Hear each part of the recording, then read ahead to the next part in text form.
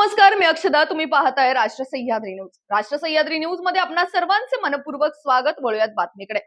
संगमनेर तालुक्याच्या पठार भागात सर्वत्र यात्रांची धामधूम सुरू आहे. त्यातच लोकसभांच्या निवडणुका सुरू आहेत.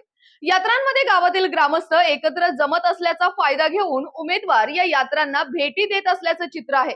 मात्र संगमनेर तालुक्यातील एका गावात यात्रेदरम्यान गावाची यात्रा आहे, प्रचार सभा नाही, असे म्हणत लोकसभेचे उमेदवार सदाशिव लोखंडे यांना तरुणांनी मत मांडण्यात विरोध केल्याचा व्हिडिओ सध्या सोशल मीडियावर व्हायरल होतोय. तालुक्यातील बोटा येथे मंगळवारी ग्रामदैवत मुक्ताई मातेचा यात्रोत्सव पार पडत आहे. सकाळी 9 वाजता या निमित्ताने बोटा गावात डीजेच्या तालावर मिरवणूक सुरू होती. यावेळी अनेक ग्रामस्थांची उपस्थिती होती.